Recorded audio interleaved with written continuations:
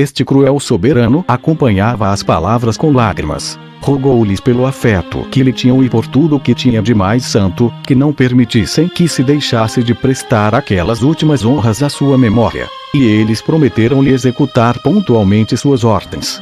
Se alguém quisesse desculpar a Herodes as crueldades praticadas em pessoas que lhe eram parentes, pela razão de que se tratava de garantir a sua vida, esta última ação o obrigaria a confessar que jamais se viu tão espantosa desumanidade em querer que, estando ele para deixar a vida, todas as famílias e mesmo amigos ilustres sofressem também um luto por sua ordem, a fim de que todo o reino padecesse ao mesmo tempo absoluta tristeza pela morte de alguém, sem perdoar nem mesmo aos que nunca o haviam ofendido, e de que jamais tivera motivo de queixa, quando, por pouca bondade que se tenha, costuma-se perdoar aos mesmos inimigos, reduzidos a esse estado. Capítulo 9. Augusto manda dizer a Herodes que faça o que quiser com Antípatro. As dores de Herodes aumentam e ele quer matar-se. Aquiabe, um de seus netos, impede-o. Corre a notícia de que ele havia morrido. Antípatro procura em vão subornar aquele que o vigiava para pô-lo em liberdade. Herodes sabe-o e manda matá-lo. 740. Depois que Herodes deu estas ordens cruéis à sua irmã e ao cunhado, soube por cartas de seus embaixadores em Roma, que Augusto tinha mandado matar Acmé, por se ter deixado subornar por Antípatro, e quis deixava inteiramente à sua vontade castigar como quisesse aquele pérfido filho, quer exilando-o, quer condenando-o à morte. Estas notícias fizeram-no regozijar-se. Mas as dores voltaram e, tomado de ardente fome, pediu uma maçã e uma faca, pois ele tinha o costume de descascá-la ele mesmo, de cortá-la em pedaços e comê-la.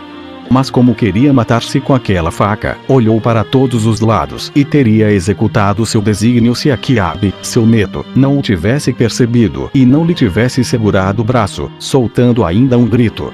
Todo o palácio encheu-se então, uma segunda vez, de espanto e de agitação, supondo que o rei tinha morrido. A notícia espalhou-se logo e chegou até Antípatro. Ele acreditou facilmente e não somente sentiu a esperança de se libertar da prisão. Chegou a julgar que ainda haveria de reinar, e tudo prometeu ao que o vigiava, para que o pusesse em liberdade. Mas, muito longe de poder suborná-lo, esse homem foi imediatamente avisar ao rei. Herodes, que já tinha tanta aversão por Antípatro, gritou, deu pancadas na cabeça e, embora tão fraco como estava, ergueu-se no leito e ordenou a um dos seus guardas que fosse imediatamente matá-lo e que lhe enterrasse o corpo sem cerimônia alguma, no castelo de Hircano. Capítulo 10. Herodes muda seu testamento e declara Arquelau seu sucessor. Morre 5 dias depois de Antípatro. Soberbos funerais feito por Arquelau a Herodes. Grandes aclamações do povo em favor de Arquelau. 741. Herodes mudou imediatamente o seu testamento.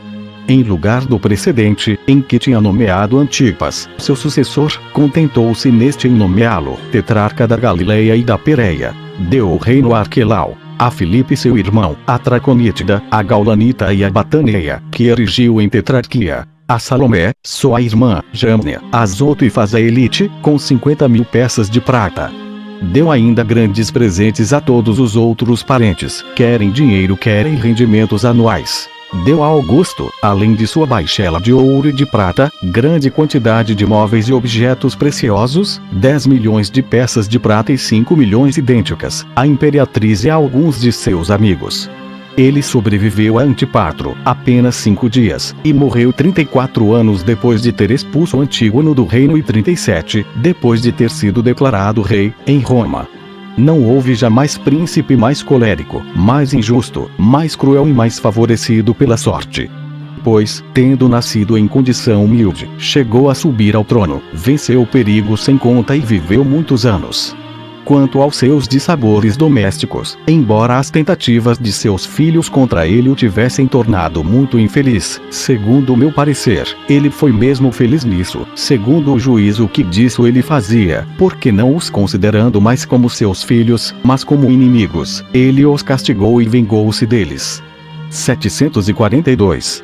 Antes que a notícia de sua morte fosse divulgada, Salomé e Alexas puseram em liberdade todos aqueles judeus ilustres que estavam encerrados no hipódromo e disseram que o faziam por ordem do rei, e nisto merecem os agradecimentos de nossa nação. Quando a morte de Herodes se tornou conhecida, eles fizeram reunir no anfiteatro de Jericó todos os soldados, para entregar-lhes uma carta que o príncipe lhes havia escrito.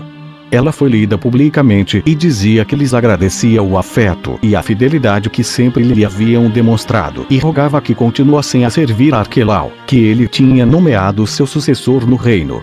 Ptolomeu, a quem ele tinha confiado o seu selo, leu também seu testamento, que dizia expressamente que isso só se poderia fazer depois de Augusto o tivesse confirmado.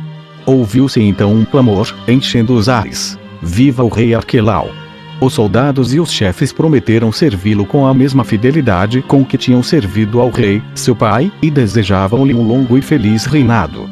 743.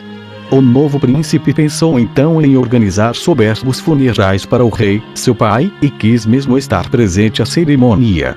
O corpo adornado com as insígnias reais tinha uma coroa de ouro na cabeça e um cetro na mão, era levado numa liteira de ouro, enriquecida com pedras preciosas. Os filhos do falecido e seus parentes próximos seguiam a liteira, todos os soldados marchavam perto, separados por nações. Os trácios, os alemães e os gauleses vinham na frente, os outros seguiam-nos, todos com seus comandantes, armados como para um combate.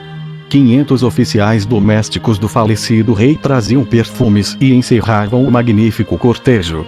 Marcharam nessa ordem por 8 estádios, desde Jericó até o castelo de Herodion, onde o enterraram, como ele tinha determinado. 744. Depois que um novo rei celebrou, segundo o costume do país, o luto de seu pai, deu um banquete ao povo e subiu ao templo. Clamava-se viva o rei, por toda parte por onde ele passava, e depois que ele se sentou sobre o trono de ouro, os clamores aumentaram, com votos pela prosperidade do seu reinado.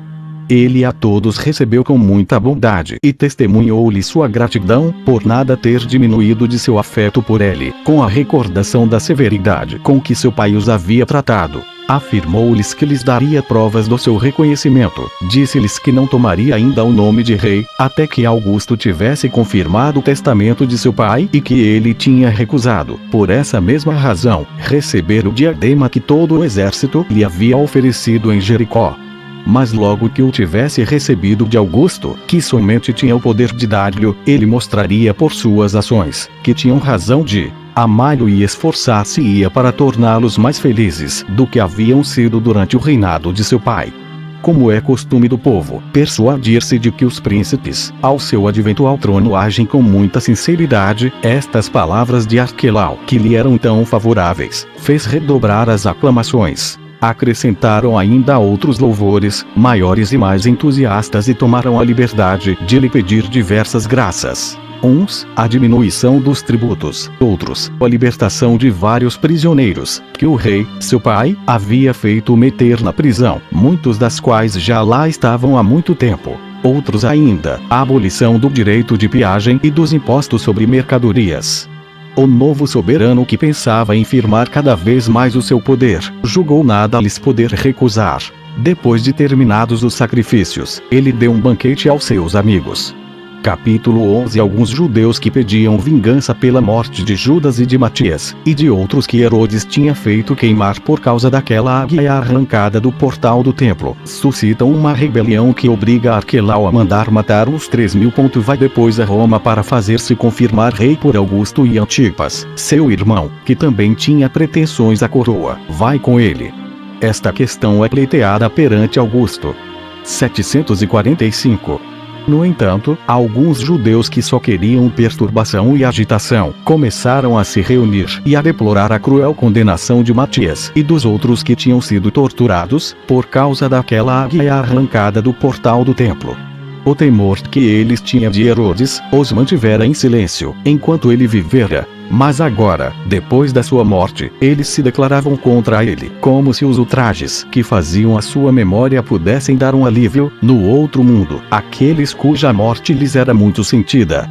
insistiram com Arquelau que vingasse tão grande injustiça, a morte de alguns amigos de Herodes, que, diziam eles, haviam tido parte naquela execução, e privasse do sumo sacerdócio aquele ao qual ele a havia dado, para honrar esse cargo com um homem virtuoso e digno dele.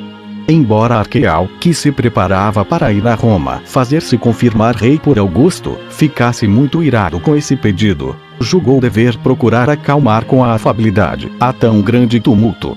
Mandou o principal oficial de suas tropas dizer aos sediciosos que eles não se deviam deixar levar a tal desejo de vingança, mas considerar que aquele castigo de que se queixavam tinha sido aplicado segundo as leis, que seu pedido feria sua autoridade, que o tempo não era próprio para semelhantes queixas, que eles deviam pensar em conservar a união e a paz, até que Augusto tivesse confirmado na posse do reino e ele tivesse voltado de Roma, que então a tudo se haveria de dar providência, depois de madura ponderação e com consentimento geral, mas que no momento deviam ficar em paz e tranquilos, sem se tornarem culpados do crime de uma revolta.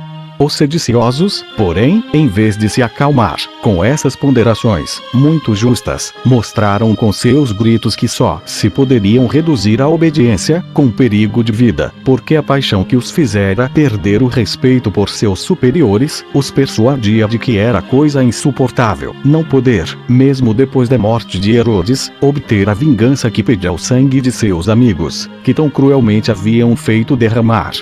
Eles não conheciam outra justiça, que não a que lhes pudesse dar aquela consolação, e o desejo de obtê-la não lhes permitia avaliar o perigo em que se metiam.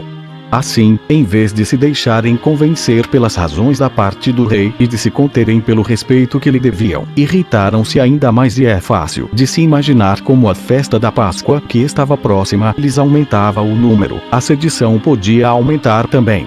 Porque não somente toda a Judéia soleniza essa ocorrência, com grande alegria e com inúmeras vítimas, mais que de costume, em memória da nossa libertação do Egito, mas uma multidão inumerável de judeus, que moram fora do reino, vem por devoção a Jerusalém para assisti-la. Nesse tempo, esses rebeldes, que choravam a morte de Judas e de Matias, não se afastavam do templo e não tinham vergonha de mendigar, para não serem obrigados a se afastar dali. O temor de Arquelau de que sua insolência fosse além fez com que mandasse um oficial com soldados para contê-los, antes que eles tivessem contaminado, com esse espírito de revolta, o resto do povo, ordenando-lhe que lhe trouxessem aqueles que ousassem resistir. Os rebeldes, vendo-os chegar, incitaram de tal modo o povo com seus gritos e com suas exortações a atacá-los, que eles se lançaram contra os mesmos e os mataram quase todos. Com dificuldade o oficial se pôde salvar, ferido, com o resto dos soldados. Os sediciosos continuaram como antes, a celebração de seus sacrifícios,